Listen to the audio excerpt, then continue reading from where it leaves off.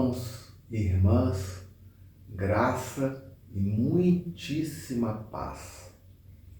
Estamos chegando perto do fim da nossa caminhada, da nossa jornada pelo Evangelho de João, aprendendo juntos sobre a prática do amor. Acompanhamos o ministério de Jesus, seus ensinamentos inspiradores, os encontros cheios de graça que manteve com tantas pessoas, os sinais que revelaram seu poder divino. Vimos como ele foi preso, julgado, condenado injustamente, açoitado, morto e sepultado. Mas também ficamos sabendo da maravilhosa notícia da sua ressurreição. Notícia contada em primeira mão para Maria Madalena e transmitida por ela. A ressurreição de Jesus já é em si mesmo, por si só, um acontecimento magnífico de transformação da morte em vida, da vitória da vida sobre a morte. Mas a realidade da ressurreição estabelece um novo princípio no universo, ultra abrangente, uma nova verdade cósmica, tendo muitas outras implicações e significados para a nossa vida, para a nossa existência. Com certeza, a ressurreição de Jesus aponta para a realidade da ressurreição vindoura, a ressurreição do último dia. Mas o que estou dizendo é que a ressurreição de Jesus tem muitas implicações e significados para a nossa vida atual, no presente, a vida que vivemos hoje. A ressurreição de Jesus traz novas perspectivas para a existência humana no presente, indicando uma vida cheia de novas possibilidades, cheia de esperança. A ressurreição é o início da nova criação, da renovação de todas as coisas. É a verdadeira inauguração de um novo mundo, aberto para a transformação de todas as pessoas, hoje, agora. Os poderes transformadores liberados na ressurreição de Jesus já podem ser experimentados por você, por mim, na nossa existência atual. A ressurreição de Jesus abre um portal pela qual os poderes do futuro ingressam e transformam a nossa realidade, possibilitando viver um novo tipo de vida. Observe como, muitos anos depois da ressurreição histórica de Jesus, Paulo orava para que as pessoas que haviam crido no Evangelho percebessem, descobrissem, experimentassem o poder transformador da ressurreição nas suas vidas. Oro para que os olhos do coração de vocês sejam iluminados, a fim de que vocês conheçam a incomparável grandeza do seu poder para conosco, os que cremos, conforme a atuação da sua poderosa força. Esse poder ele exerceu em Cristo, ressuscitando-o dos mortos. O evangelista João apresenta diversos exemplos que ilustram, que demonstram algumas experiências, alguns efeitos transformadores que a ressurreição de Jesus tem na vida das pessoas. Quando as pessoas percebem a sua ressurreição, tem a sua história transformada. Na verdade, essas mesmas experiências transformadoras estão à nossa disposição hoje. Hoje podemos experimentar os efeitos poderosos da ressurreição de Jesus. A primeira experiência é a transformação do medo em alegria. A experiência transformadora de Maria Madalena após a ressurreição de Jesus aconteceu ainda no jardim, onde estava localizado o sepulcro de Jesus. E já ouvimos sobre essa história. Maria Madalena viu o túmulo vazio e, em meio a lágrimas, teve um encontro pessoal com o Senhor Jesus ressuscitado. Foi magnífico. Ela foi a primeira pessoa a receber a missão de anunciar a ressurreição de Jesus que ela havia testemunhado. Mas no fim daquele domingo, à tardinha, Jesus também apareceu aos seus discípulos, onde eles estavam reunidos.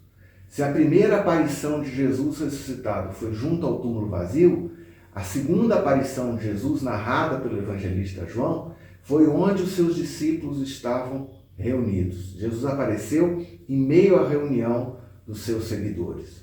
Os discípulos estavam reunidos a portas fechadas, escondidos, apavorados, com medo da perseguição dos judeus.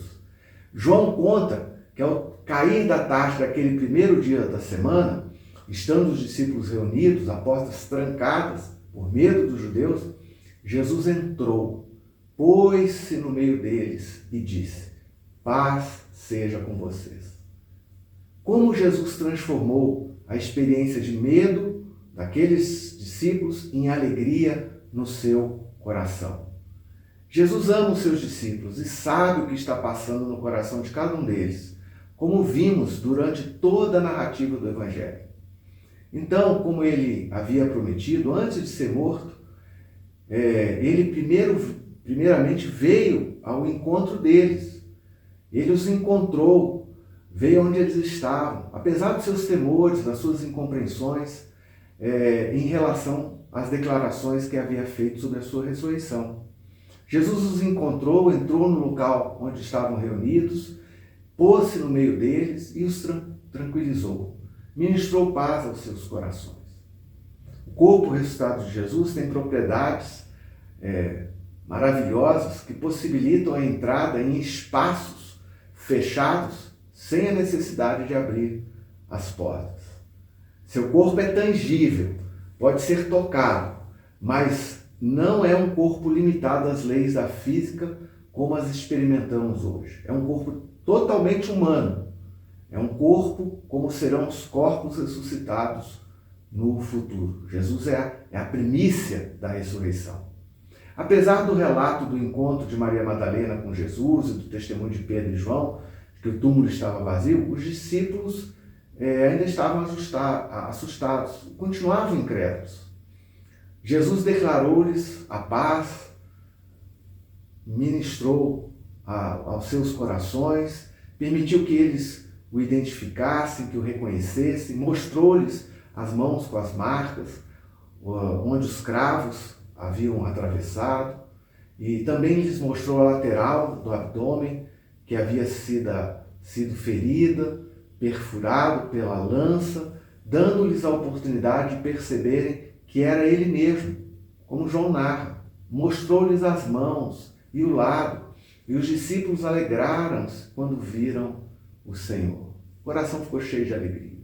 Quando os discípulos viram as marcas do seu corpo, logo identificaram que era Jesus mesmo que havia ressuscitado.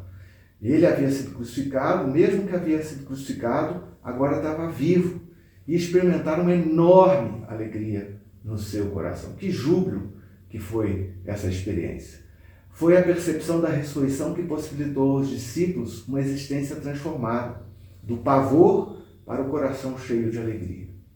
Você precisa pedir a Deus para que os olhos do seu coração sejam abertos para que pela fé você possa enxergar e descobrir o Cristo vivo, a fim de que você experimente a inundação da alegria na sua alma. A segunda experiência, da inércia à missão. Os discípulos estavam paralisados, imobilizados, travados pelo medo. Assim como o corpo de Jesus havia ficado inerte lá no sepulcro, os discípulos estavam petrificados, inativos na casa onde estavam escondidos, existencialmente mortos de medo. Mas, assim como o poder da ressurreição entrou naquele sepulcro, naquele túmulo e levantou Jesus dentre os mortos, o Jesus ressuscitado entrou naquele cômodo onde os discípulos estavam inertes e os restaurou, os dinamizou, os colocou novamente no caminho para o qual ele os havia chamado desde o começo, quando os convocou para serem discípulos. Quando encontramos o Cristo vivo, a mente, o coração começam a funcionar em novas perspectivas, a partir de um novo paradigma, e a vida ressuscitada de Jesus começa a acionar, a dinamizar o nosso corpo, o nosso ser, a nossa existência, e começamos a viver a partir da referência da vida, não mais do medo da morte. A ressurreição de Jesus foi a base para que os discípulos saíssem da inércia e passassem a viver uma nova dinâmica de vida. A vida com um novo sentido, com um novo propósito. E experimentassem, então, uma profunda renovação pessoal e existencial. Observe o que João registrou. Novamente Jesus disse: paz seja com vocês. Assim como o Pai me enviou, eu os envio.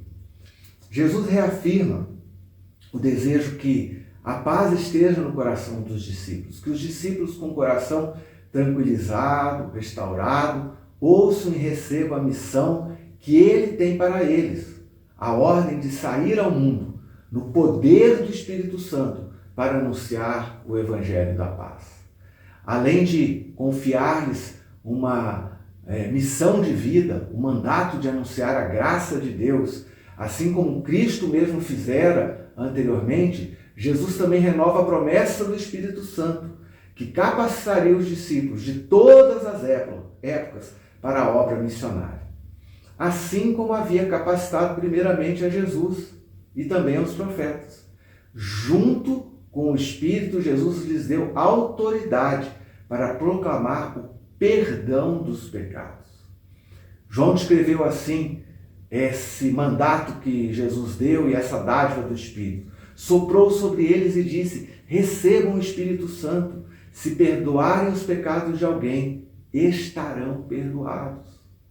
A recepção do Espírito Santo, soprado de modo simbólico sobre os discípulos, logo no dia da ressurreição, como um dos primeiros atos do Cristo ressuscitado, concretizou-se, tornou-se realidade histórica depois, no dia de Pentecostes, mais ou menos 50 dias após esse primeiro encontro de Jesus com seus discípulos.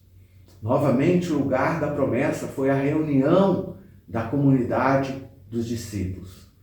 No encontro, na comunhão dos irmãos, que Deus ordena e derrama as suas bênçãos, dá os seus mandatos, ministra as suas promessas.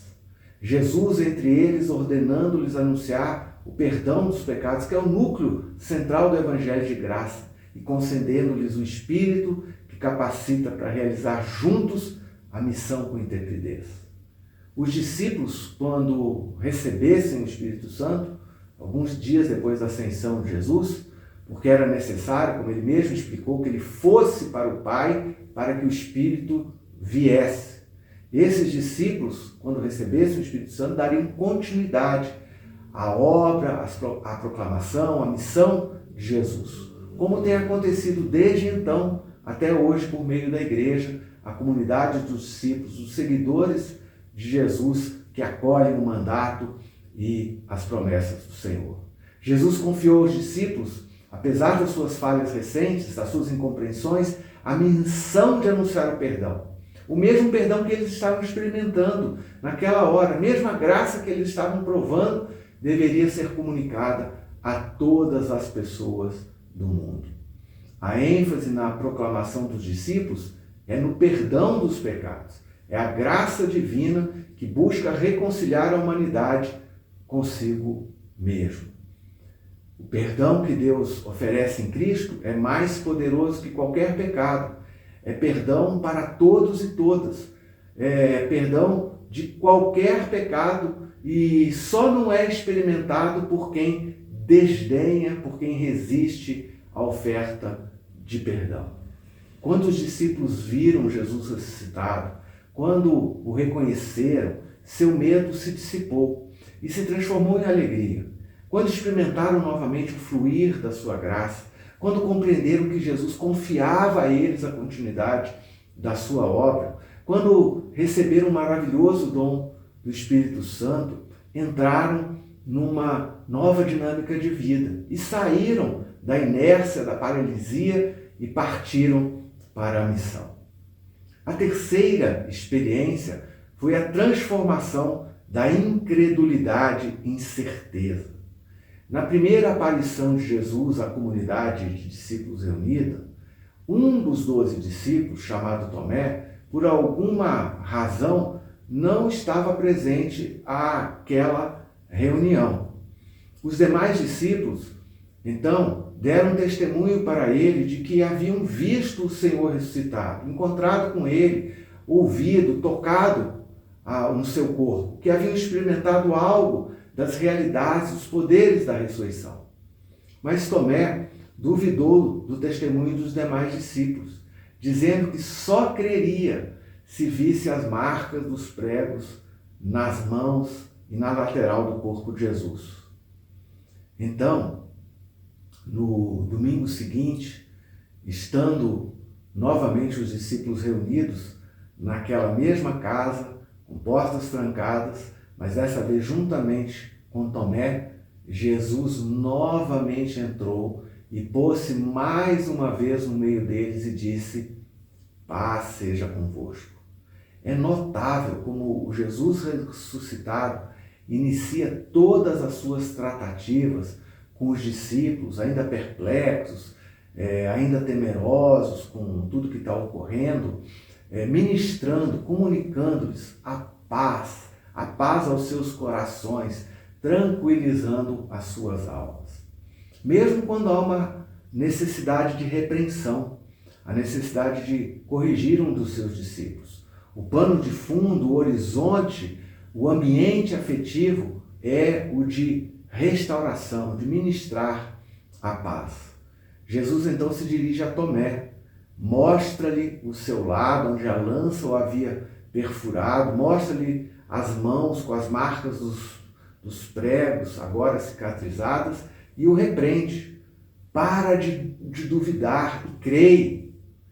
O método de Tomé para chegar à convicção segura era ver com os olhos, perceber com os sentidos físicos, para ter evidência e então certeza, fé, conhecimento certo. E ele recusou, veja bem, recusou o testemunho repetido, tanto pelos demais discípulos, como o testemunho de Maria Madalena e de diversas outras pessoas que encontraram com o Senhor vivo e trouxeram a notícia, o relato das suas experiências ao grupo de discípulos. A questão não era mais de dúvidas, mas de incredulidade mesmo.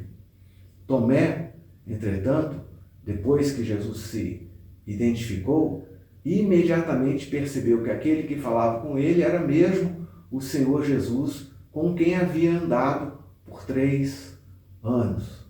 Ele se arrepende, ele reconhece que aquele corpo ressuscitado era mesmo de Jesus de Nazaré, que agora, após ser crucificado, estava vivo diante dele e muda de atitude, de incredulidade, para uma nova postura de fé, uma fé bem segura, bem convicta.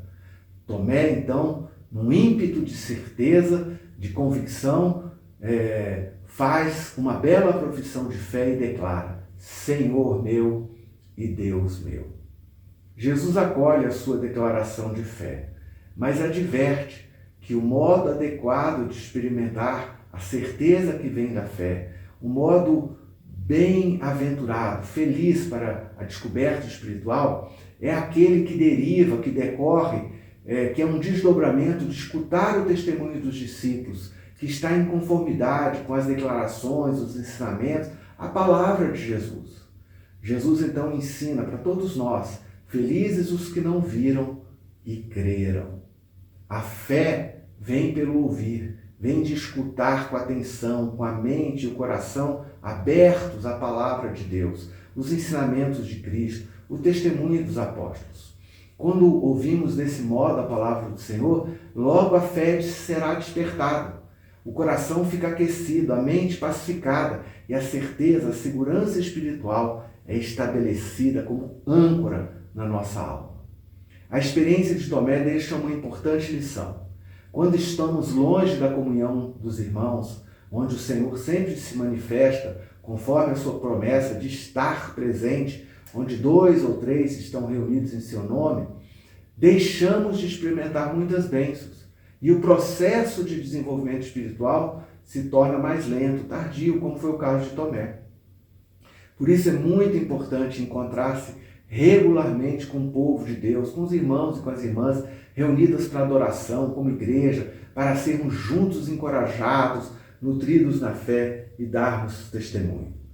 O evangelista João conclui o seu texto afirmando que Jesus realizou na presença dos seus discípulos muitos outros sinais miraculosos que não estão registrados nesse livro, mas que estes haviam sido escritos para que nós creamos que Jesus é o Cristo, Filho de Deus, e crendo tenhamos vida em seu nome.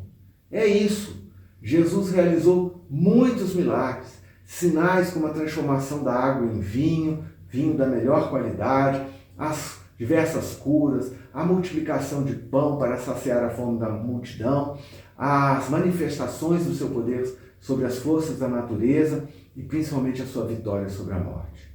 Cada pessoa que experimentou um daqueles sinais, experimentou o poder da nova vida em ação e teve a sua existência transformada.